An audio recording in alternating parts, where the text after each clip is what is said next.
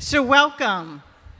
Welcome. Thank you for coming today to this session, From A to B, Streamlining Supply Chain Logistics to Tackle Food Waste. Before we begin, I just want to do a few housekeeping items. First, we are recording this session. It's going to be on the ReFed website. Feel free to access that afterwards.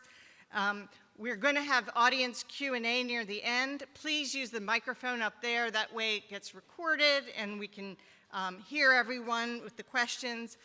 And lastly, please just mute phones and devices so we don't have a bunch of different music going on while we're up here. So again, welcome. My name is Linda Dunn, and I'm the faculty director and assistant professor at Georgetown University School of Continuing Studies. I head up their Master's in Supply Chain Management program. Prior to coming to Georgetown, a little less than 5 years ago, I was actually in industry. So I worked as the vice president of supply chain and quality assurance for a very large food service company. So based on that, I have both some personal experience and a passion for how do we address food waste. This session and these panelists, as I've just talked about, really is food waste in the context of the supply chain. And let me just ask a question here, make this a little interactive. What word do you think of when you think of supply chain? What's something that pops up? Complex? Trucking? Resilience? Shortages, right? There's been a lot going on, right? So you think of a lot of the issues that are out there with supply chain. If you think pandemic, right? You think Panama Canal, Suez Canal, Key Bridge, right here, right? Climate change, and food waste is one of those. Many years ago, I had a colleague, and he told me he'd been in the supply chain probably 20 years before I entered it. And he said, you know, no one knows your name until something goes wrong. Well, I think they know your name now if you're in supply chain and you're pretty much on speed dial, right? So today, we really get to focus on food waste because we've been able to take the supply chain function and with the expertise of the panelists here that we're about to introduce and go from sort of the basement to the boardroom to address some of these challenges, the complexity. And what we hope to do is peel back some of the complexity and give you actionable items that can actually help with reducing food waste. That's really the goal today. So the panelists are going to share really barriers, challenges, but enablers like technology. We have a large focus on that, on how do we make progress on this important topic. And again, we'll have some pre-formed questions and then some time for you all to ask questions as well. So now I'm going to ask each of the panelists to introduce themselves because they can give their background better than I can give. And I'll start here with Eric. Hi everyone, Eric Weaver, CEO and founder of Transparent Path. We are a supply chain traceability and visibility technology company based in Seattle. Thanks. Dominic? Hey, good morning, everybody. I'm excited to be here. I'm Dominic Hand from Thermo King, which is the leader in transport refrigeration in cold chain, and part of Train Technologies, which is a climate innovator. I've been there for about 20 years, and I'm the vice president of digital there. Those are the software solutions that we provide to our customers to help them manage the supply chain. Hi, I'm Gabrielle Tiven. I'm a senior partner at LID, which is a supply chain management consulting firm.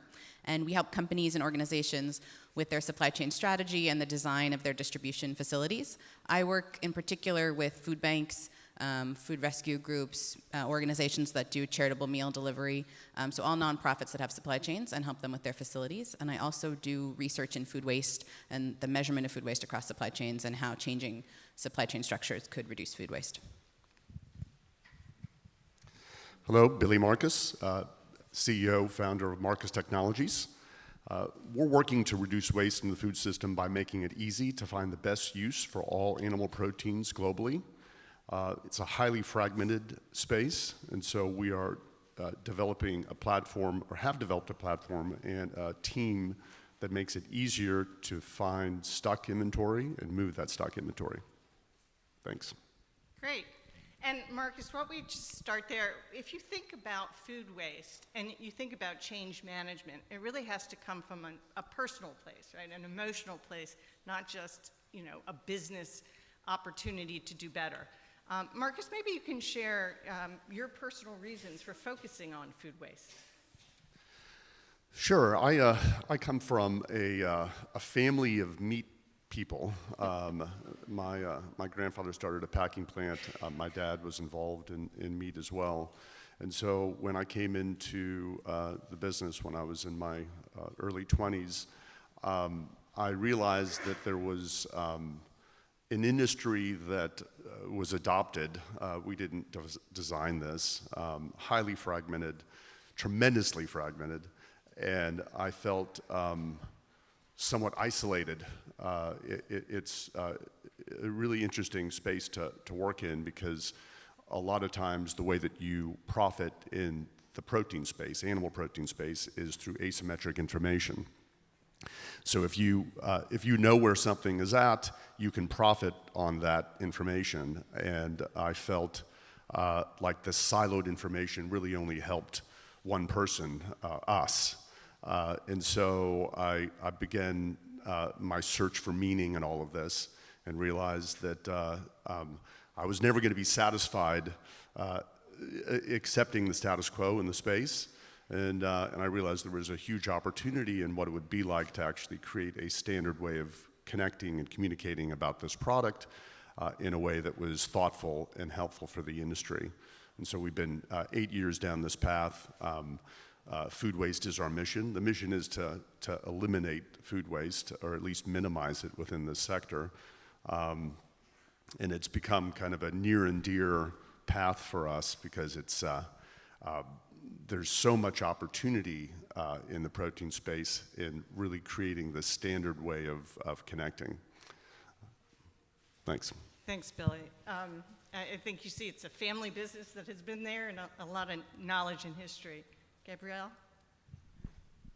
I came at this because my background's in supply chain engineering and in the design of online grocery warehouses, and I was kind of had a personal interest in working with nonprofits and doing something more meaningful, and I thought it would be very interesting to figure out how to apply those engineering skills to this field. So that was kind of a natural extension for me. Yeah, so I draw my inspiration from actually the roots of the company I work for, Thermo King. Actually started on a golf course. A gentleman named Joe Numero and a gentleman named Harry Werner were golfing. Harry Werner was the owner of a trucking company, and at that time, trucking companies protected food with ice, right? So he had got a call that morning that they had a mechanical issue on a truck, and the ice had melted before they were able to resolve it, and he lost a full load of chicken. Being in the meat industry, I'm sure you can see that that's a terrible thing. So he was complaining on the golf course about that to Joe Numero. Joe Numero is in the movie industry, so he knew nothing about this, but he was losing on the golf course and wanted to win somewhere. So he said, "I'll bet you I can solve your problem in 30 days and solve it permanently." And so Mr. Werner took that bet. It was a $6 bet. What he didn't know is Joe knew a serial inventor by the name of Fred. Fred was able to invent anything. He didn't know much about transport refrigeration, but he had invented technologies for race cars and movie theaters and snowmobiles and so on. So Joe called up Fred and said, "Here's the challenge I need you to solve. I need you to win me this bet to create a transport refrigeration unit." So within 30 days, Fred had invented the first transport refrigeration unit, won that $6 bet, and created a multi-billion-dollar industry. And what inspires me about that isn't the golf course bet. It's that if that simple move can have such a big impact on reducing food waste, imagine what all of us working together can do to further reduce that food waste. So that's where I get my inspiration. I grew up with a Japanese hairdresser mother, single mother, who amazingly in the 60s and 70s put 3 of us through college at $5 a haircut. But doing so meant that she never bought anything for herself. She invested in food for the family. And so with 3 rambunctious kids, of course, that was a priority. But she would buy a chicken and it would have to last for a week, and we had every variation of chicken you can imagine. and day-old bread from the surplus bakery, and powdered milk and powdered eggs, and I can tell you, it sucked. So we got through that phase, thank God, and God bless Mom for being an amazing woman. But that just created this profound anger around hunger, especially for kids. And so now, according to Feeding America, we hear stats like 35 million Americans are hungry.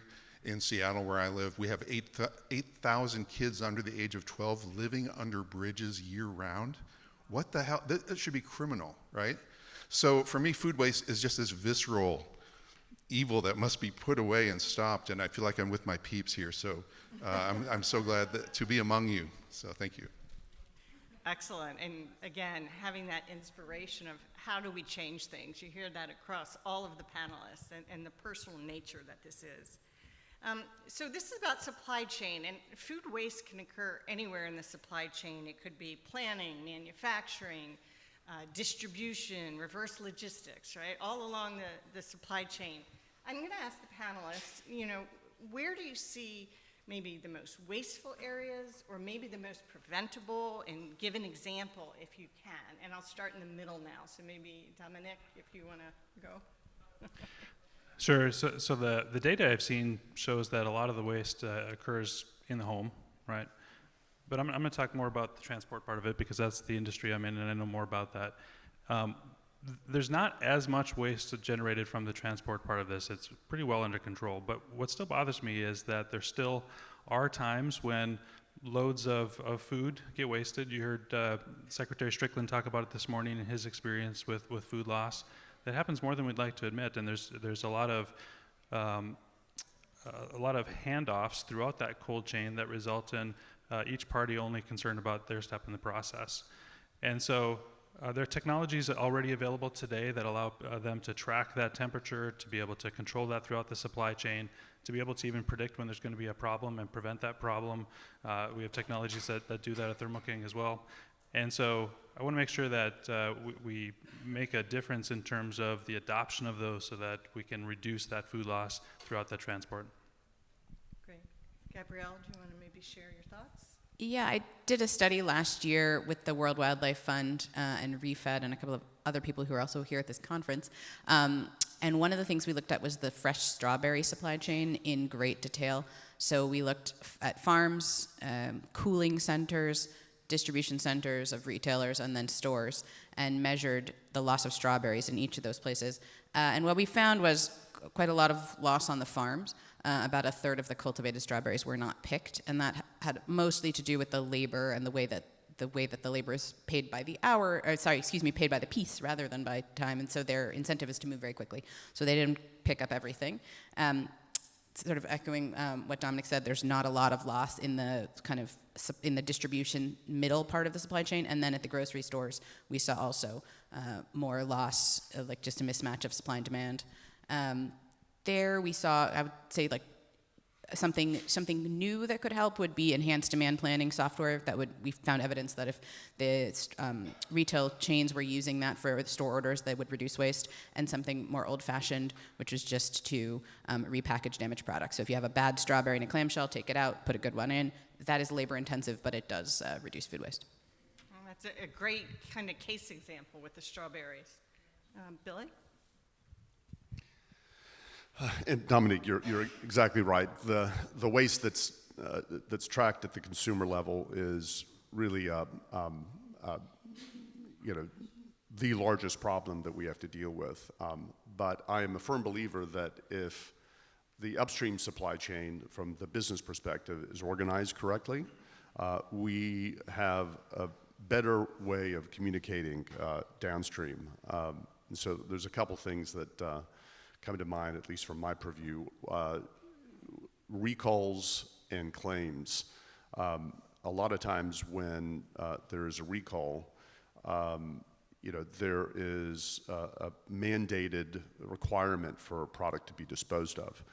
But there are many, many cases when a recall takes place because of salmonella or E. coli, where if that product is handled correctly and cooked, it absolutely can enter the value chain.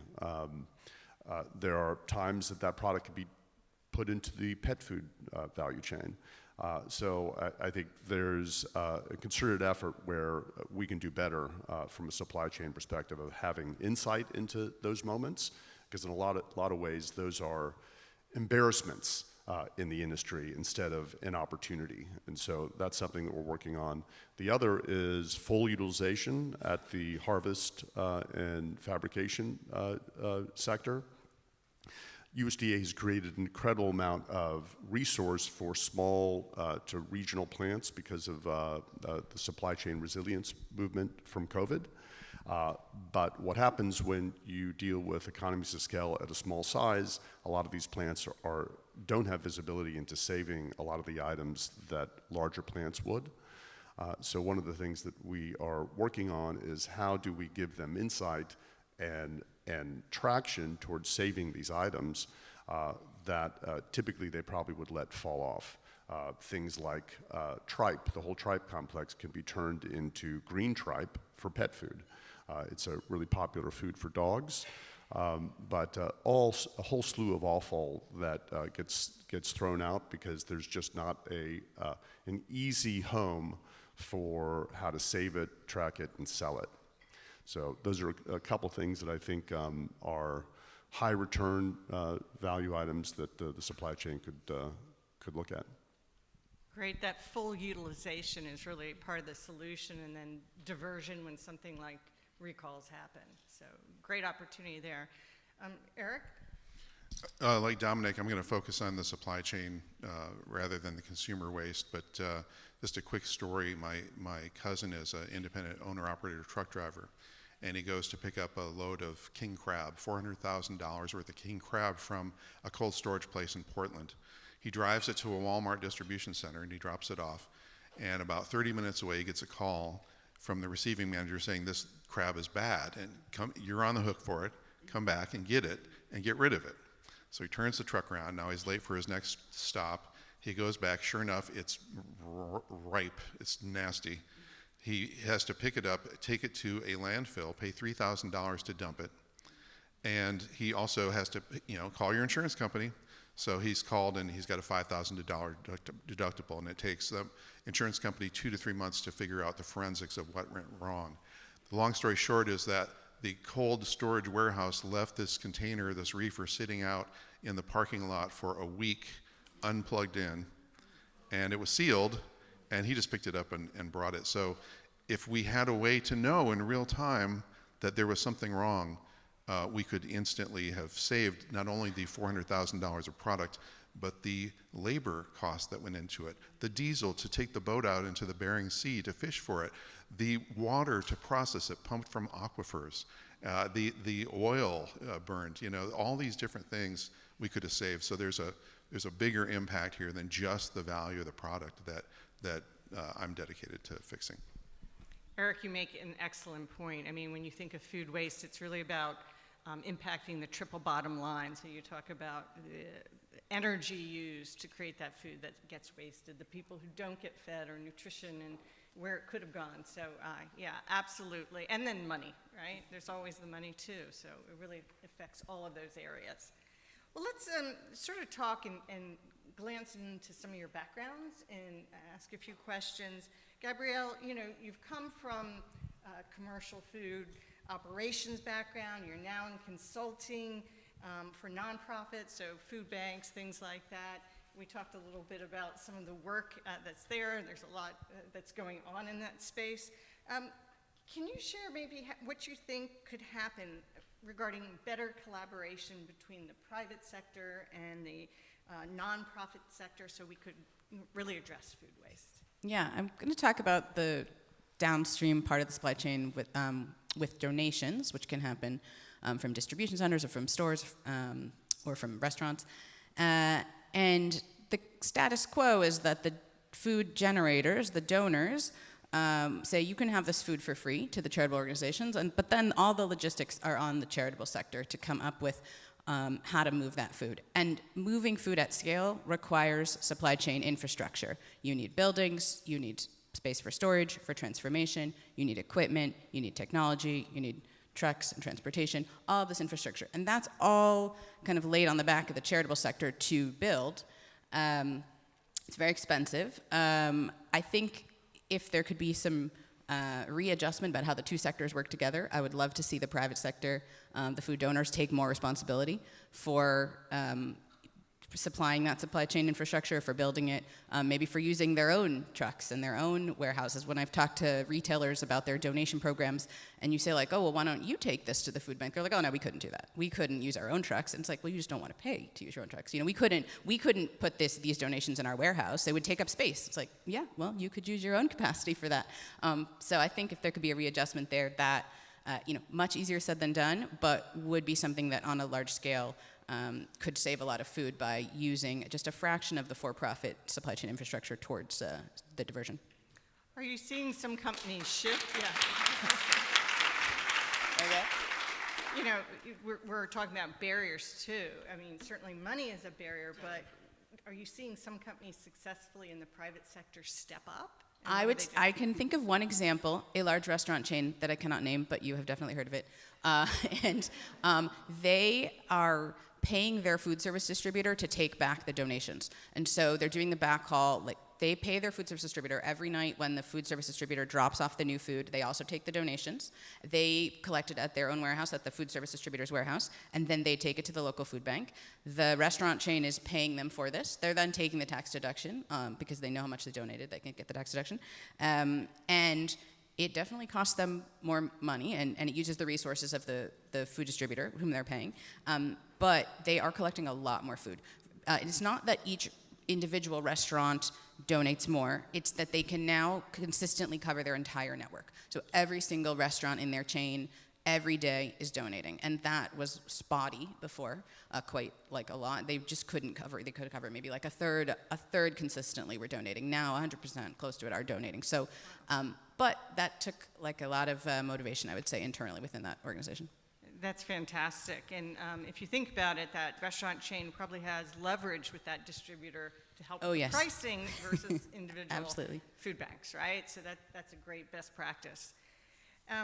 Eric, you've talked a little bit about if we could know in real time, right, with your example, but transparency, traceability in food chain, they're critical for so many different reasons. Safety, again, loss of food waste, et cetera. What are you seeing as key innovations in this area, and how can artificial intelligence, which we keep hearing about, right, play a role? So we started as a blockchain for food traceability company back in the early awkward teenage years of blockchain. And then we realized really quickly that blockchain, there's no magic bullet, right? There's no one tool, one technology that is going to save the world and fix all of our problems, especially in something as complex as food logistics. So it became clear to us really fast that IoT, blockchain, AI, predictive AI, et cetera, were all key elements, and we needed to bring them all together to make something that could solve the problem. So, in that, another technology that I'll introduce here on stage, if I can reach it, is printed electronics, where we are using graphene oxide and nanocellulose to create sensors that go on the load, on the pallet, or on the package, so that they are cellular, so they're transmitting a cellular signal. I'm not just trying to pimp my own product here, sorry, but to me this is magic, that we can charge a battery that's not made out of metal using a sensor that's not made out of metal, made out of things like nanocellulose.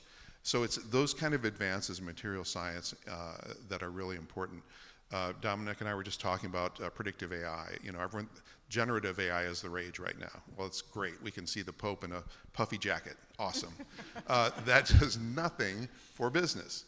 What does do something for business is when we have volumes of data and we can predict what the future is. So we can predict a future freshness for food. How fresh will this salmon steak be in 2 days, 4 days, 8 days? It's like next level Best Buy on acid and steroids. So that technology is here now.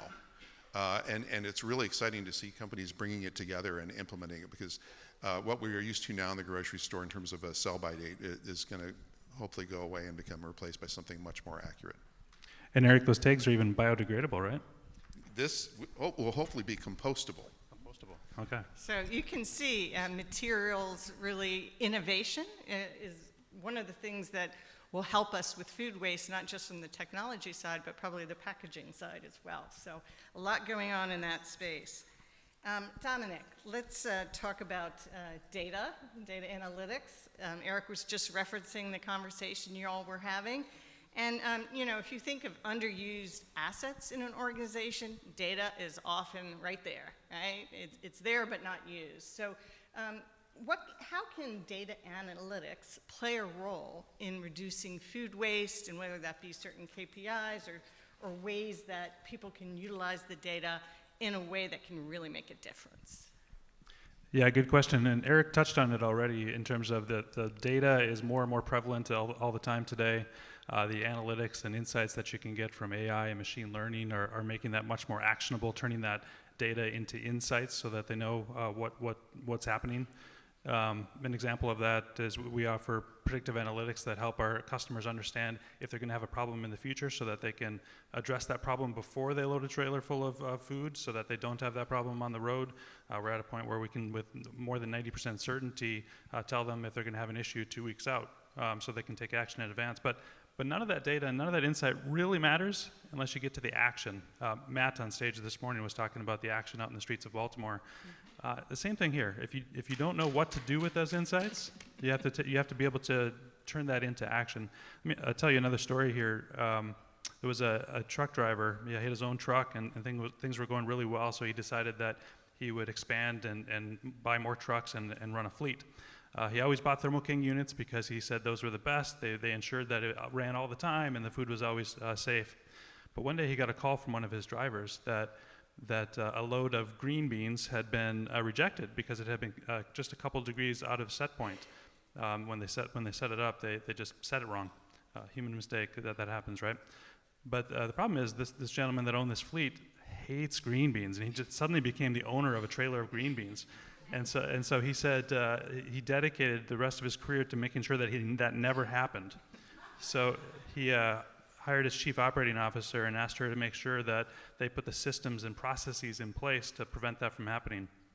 So they built a platform that notifies them whenever there's a difference in the set point from what it's supposed to be on the bill of lading, tells them if there's any changes in temperatures that aren't appropriate, tells them if they picked up the wrong load, all sorts of these things that would be deviations that require action, and a culture of taking action on those insights and those alerts, and they haven't had a single load loss since.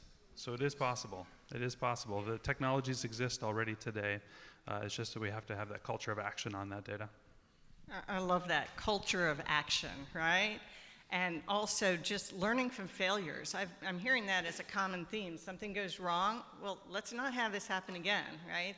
That's something you don't want. So very good insights. Let me now go to Billy.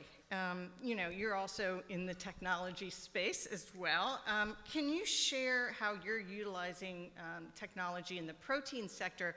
But I also think we want to cross-pollinate. What are your thoughts on how other sectors could maybe use that as well?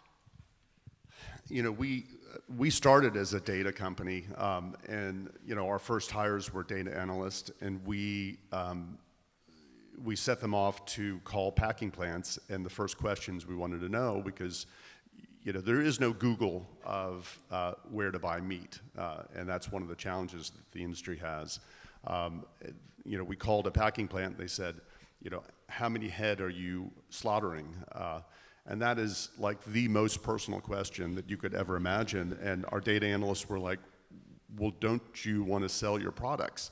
And, you know, of course, the dial tone and hang up, and we realized we had to change. And so we ended up realizing the easiest way for us to find out the data of the industry is actually to call that same packing plant and say, hey, do you have a load of briskets?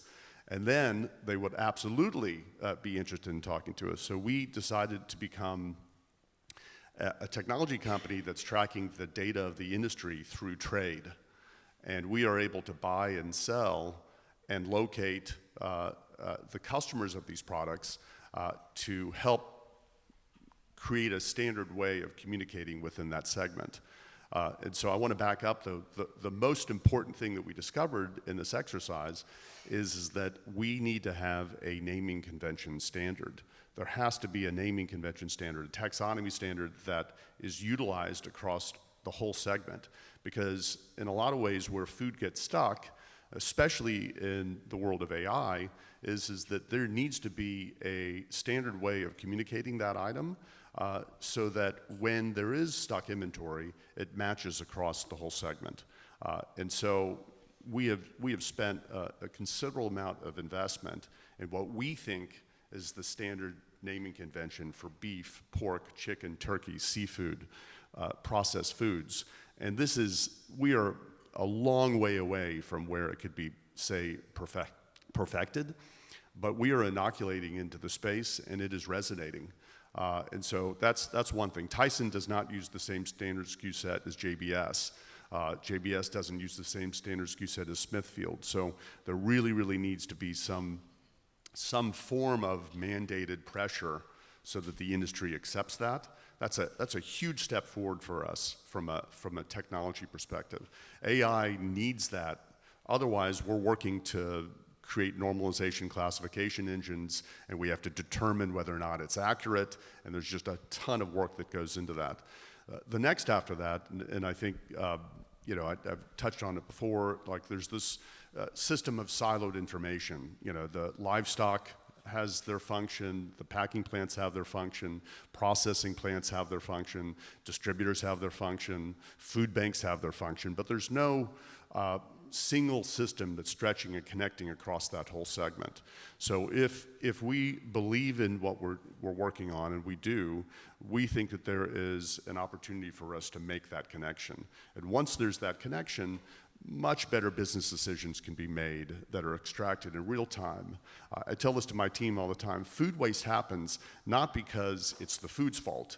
It's some human that was part of the process that prioritized something over taking care of that. And then once it becomes a real problem, that becomes an incredible time suck that a lot of times is just discounted. And so we really want to create what I say a narrowing decision uncertainty and creating decision advantage in a platform that has the answers. It's a press of the button for you to find out who can use E. coli product, press this button, and all of a sudden 20 chili companies will raise their hand and say, I use that all the time. So that's part of the function. And how it crosses into other segments, I believe that meat today is the apex predator center of the plate. A lot of food decisions are based on what protein you're going to have on the plate. I think it made sense for us to start with beef, pork, chicken, turkey, seafood, but if this is a standard system and it's connecting and it's working, produce, nuts, dairy, absolutely connect to this. And I think the goal is that if it's a standard system that's connecting across one industry, it could work for the other segments in the food space. A lot of times when someone comes, and I use this example at Whole Foods, and they are a professional at buying broccoli, if someone wants them to take over the cauliflower desk, it is not an easy jump. Someone can't just say, well, it looks the same, it's just white. There's a completely different supplier base in that vegetable. And so how do we give the tools necessary so the agnostic supply chain professional can come in and have a working knowledge of how to actually function?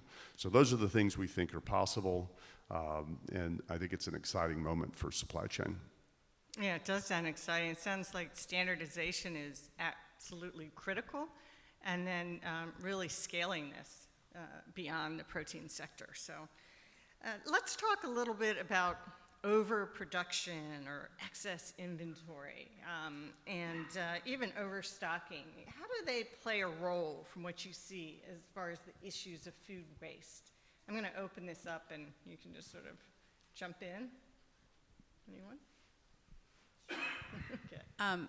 Yeah, I'm actually doing some research with Refed right now, looking at quantifying some of the solutions in their solutions database. And one of the ones they asked us to look at is picking e-commerce grocery orders in stores versus in a centralized distribution center. And one of the hypotheses is that in a grocery store, you have to overstock because it needs to look beautiful and bountiful in the store, and that if you could pick in a DC where no one can see it, then you can lower the inventory. So we're going to try to prove that out. I think that's certainly something that could be possible. Is that something Refed will be able to share when that gets done? Yeah, it'll be, the research will be published in their solutions database later this year. Which is great, because that's a big issue, right? The beautification of food. And we used to say when I was in food service, no one wants the last sandwich, right? But if you're ordering online, you don't know it's the last. As a matter of fact, when you see the last of something, you want it. But it's a big issue, just merchandising and display, and how do we get at that issue? So great work there. Any other thoughts on sort of overstocking inventory? COVID, there's some silver lining in COVID. We have seen, who's seen restaurant menus shrink, right? I think that's a great thing. I grew up loving the delicatessen at Carnegie in New York, but I was always fascinated by how do they fit all this in this kitchen, And when you really think about it, it's an incredible waste for a back of the house to have to work in this in that schema. So those types of shifts that we're seeing, based on a COVID event, is tracking. And I think these are important moments for us to realize we don't need a lot at a restaurant. And so, distributors, how that affects distributors is they get to carry less. There's less diversity needs on a day-to-day basis. And so what does that do for upstream from there? It creates less of intensive pressure for the packing plants to have to deliver the minutia of what those orders look like. And so, little movements like that, I think, are important. I think we need to not go back to the way it was, right? And I think telling your back of the house, telling the front of the house, hey, I really appreciate the fact that you guys are being responsible with your menu, because I guarantee you a lot of chefs feel somewhat conflicted about it because they like the diversity, and they like the challenge. So I think those are little things that I'm seeing that I think are, helping the cause of what overstock problems exist. Those are some great points, and so there's always some silver lining with what we had to go through with COVID, and tail spend is always an issue, right? Like even the demand forecasting on that is a lot harder than something that you might use in multiple recipes and things like that. So very interesting. We've talked about technology, and I heard a couple of times that really people are siloed. You talked about that, Billy. I felt like I was just in a vacuum, sort of, and the information isn't flowing to the needs and the demand. So how do we get better interoperability? How do we align stakeholders? What you talked about, Gabrielle, yeah, we can track this and we know where to give it and things like that through technology. Some thoughts on that? Dominic? Yeah, I'll start. I'm sure Eric and I might talk about some of the same things. We were talking this morning about how there's a lot of data in the supply chain already. In fact, there's redundant data, right? In a transport refrigeration situation, the refrigeration unit itself is capturing data on the temperature. There's also sensors on the pallets that are capturing data on the sensors, or capturing data on the temperature. But the issue is that data isn't easily shareable across all the participants in the supply chain, and that's why they have to have that redundancy of data. And then there's always the discussion about, well, is your data right or is my data right? Which data are we going to base our decisions on here?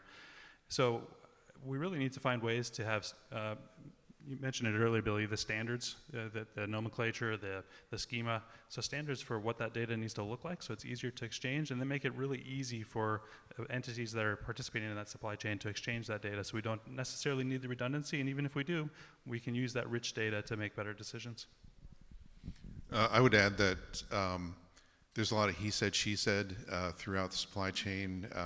We had a truck of apples show up at a customer's site, and the trucker opened the back door and apples spilled all over the parking lot. And he swore up and down that it wasn't his fault. He did everything fine. and our sensors showed exactly when there was a 4G impact to the truck, which made all of the crates collapse, and that he had custody at that very moment, and his jaw hit the ground.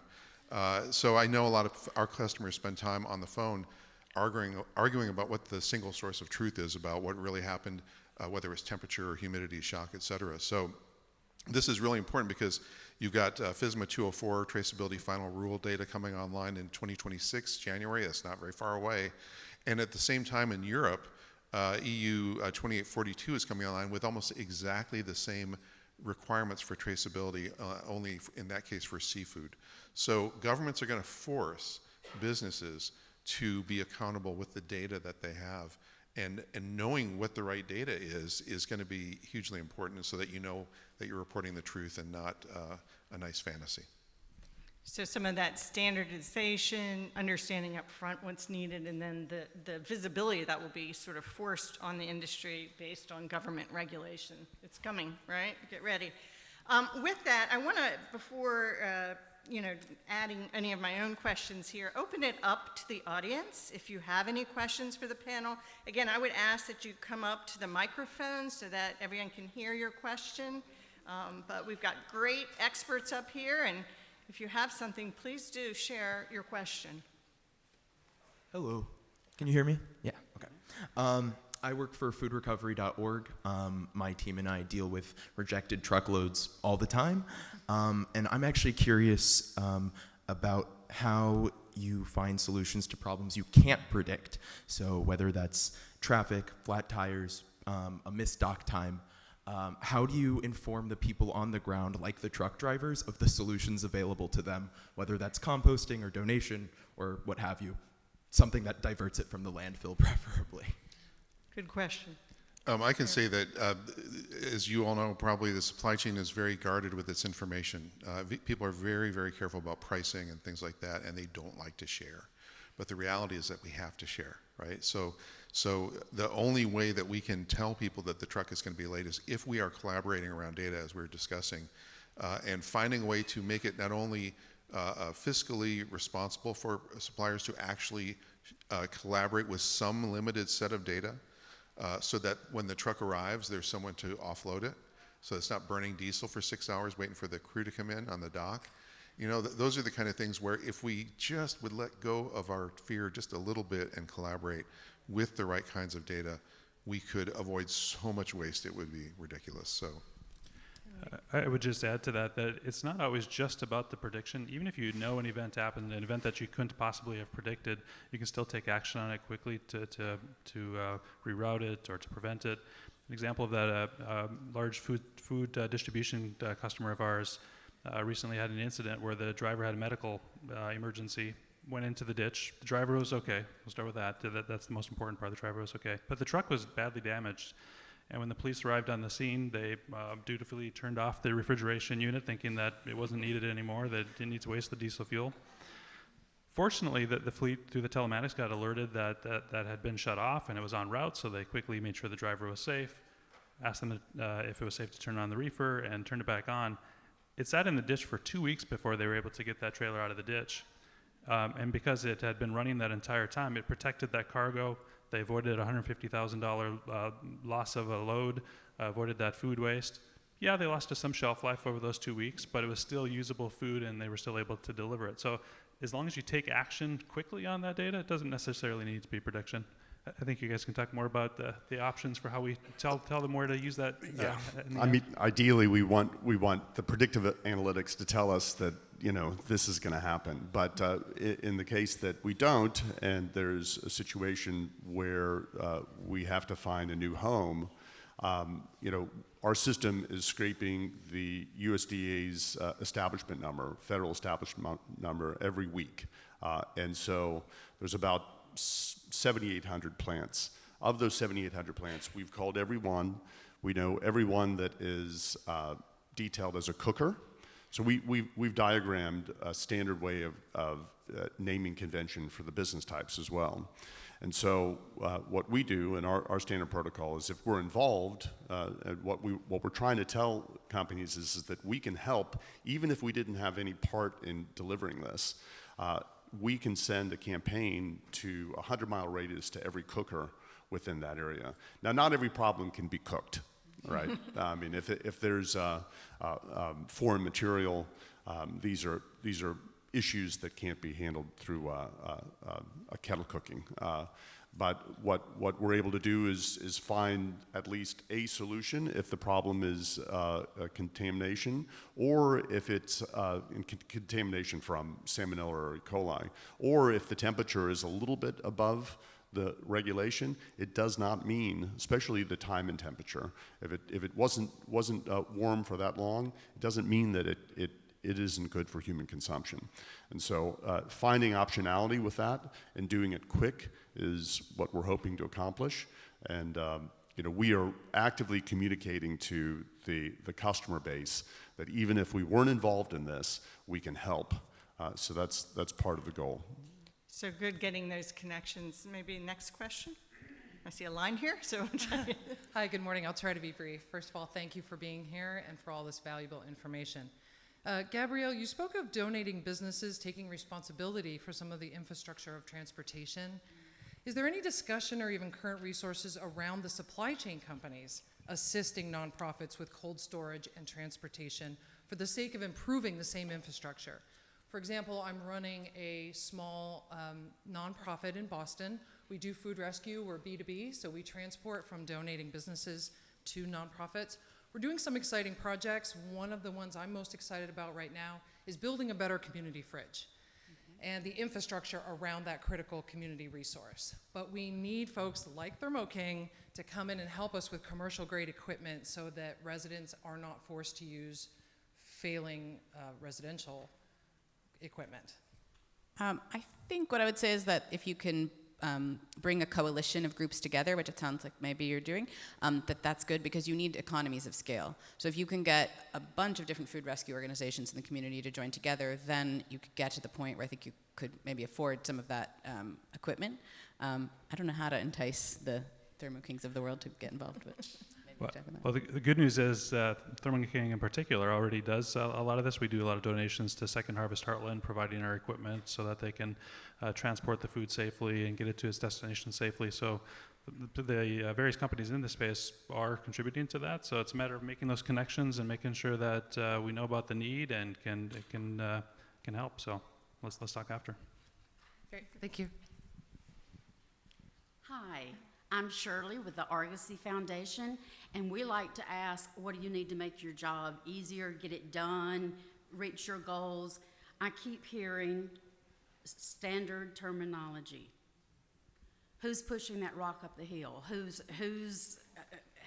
If that's what you need, why not?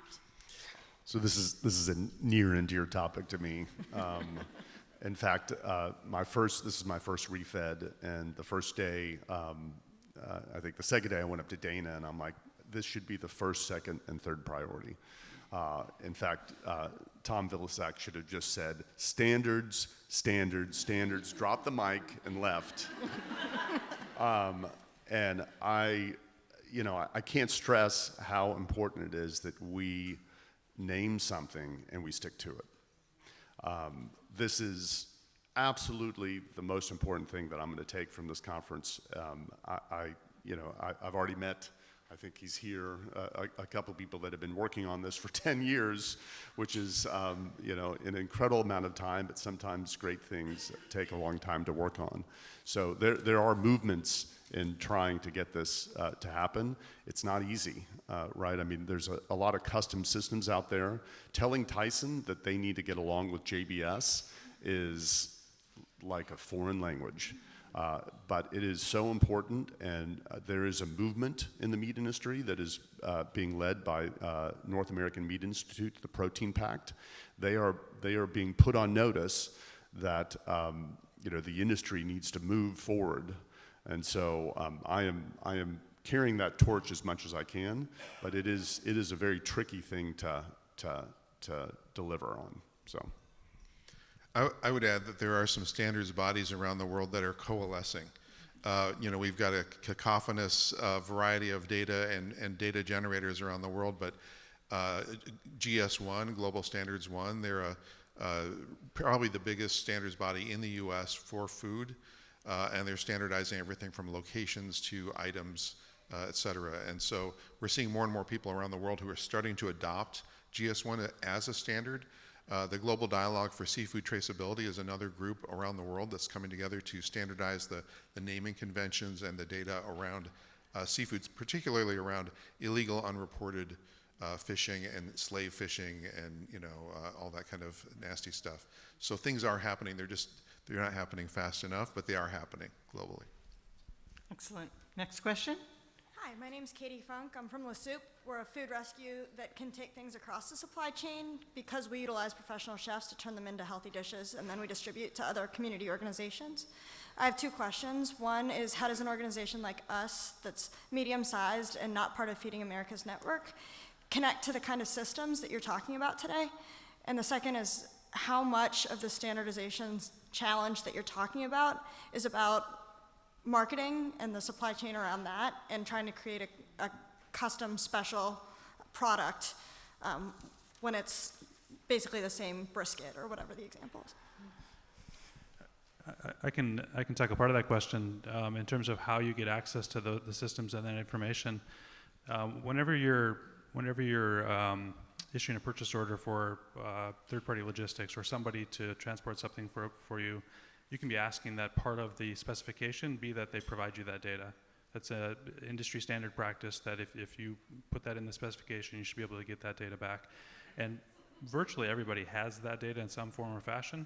It's just a matter of, is it the consistent data? That's why we're talking about the standards, but virtually everybody has that data, so you should be able to specify that. Next question. Hello, thank you very much. My name is Jake Simon. I lead the team at Connected Fresh. We're focused on smart sensor monitoring and stuff like that, but we don't manufacture the sensors themselves, right? So this question is definitely for more Eric and Dominic, right? Completely agree with the fact that, we talked a lot about data having to be more open, right, and be able to interconnect, right? But it can get very messy when there are proprietary sensors or solutions with specific analytics that don't necessarily play nice with the larger field of being able to allow multiple different types of sensors to really come into that ecosystem, right? And it gets exactly into that issue of the redundancy in sensors and things like that.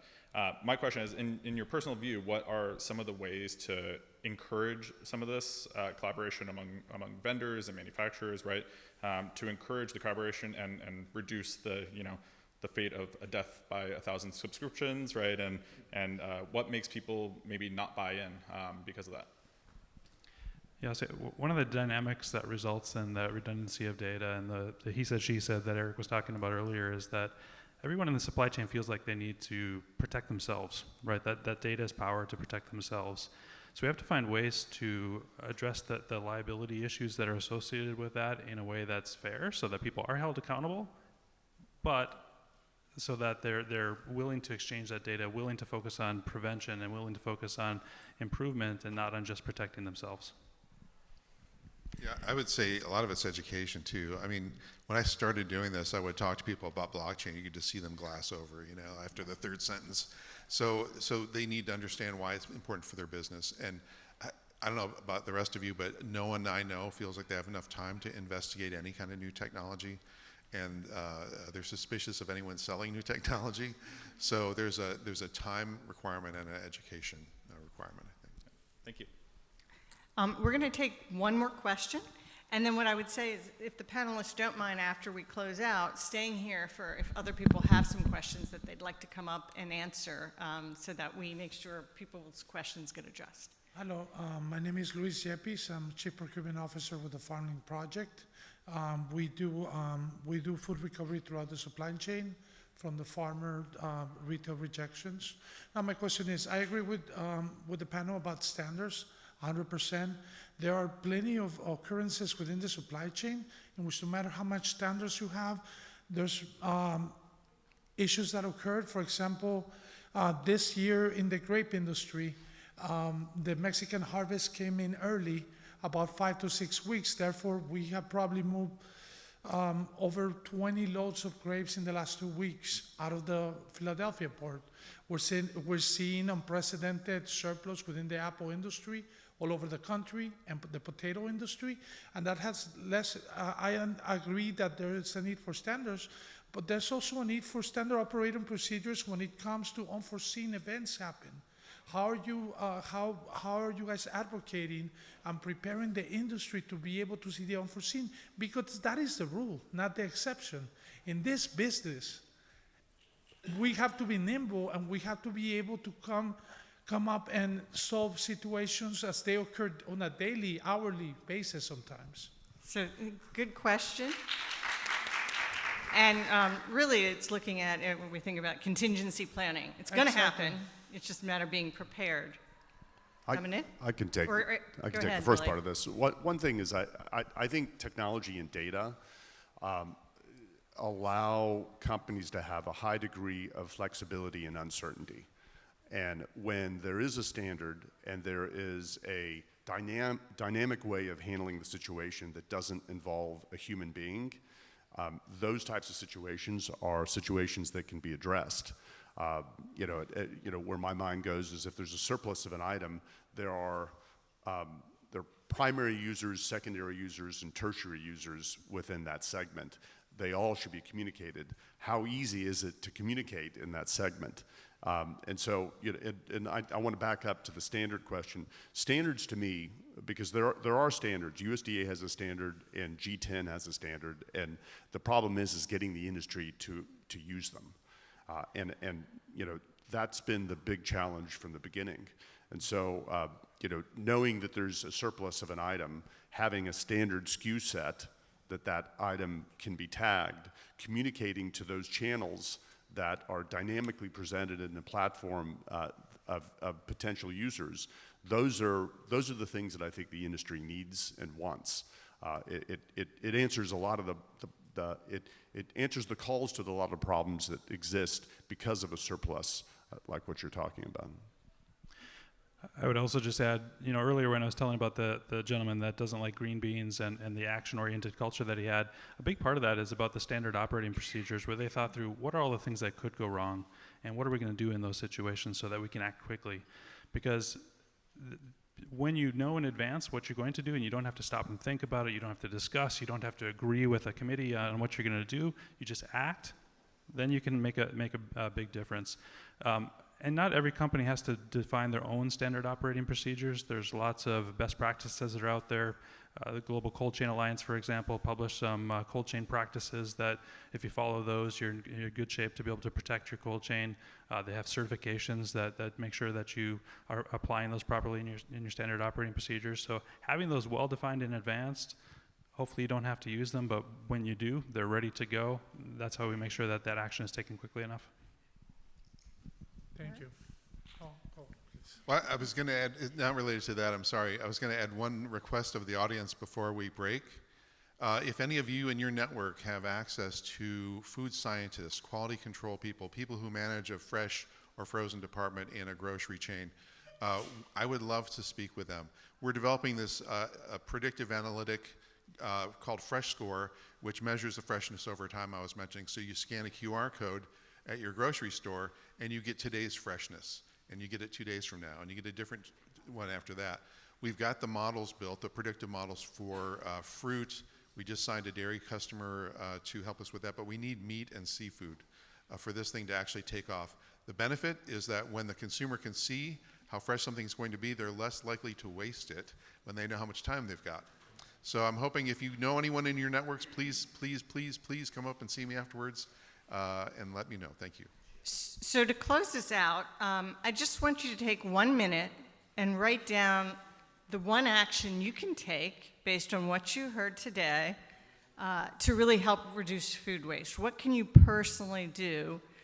And that could be reaching out to a fellow colleague at where you work and sharing some of the knowledge you heard today. So who will you take on the journey is the other thought I would ask you to take.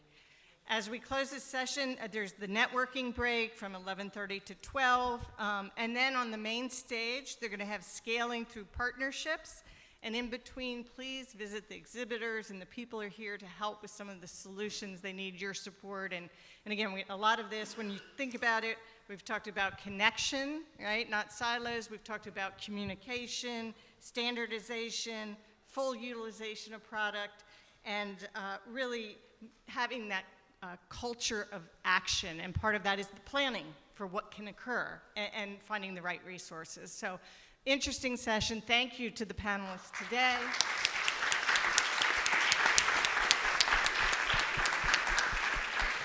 And they will stay here for a minute if you had a particular question that you just wanted to ask. Thank you so much.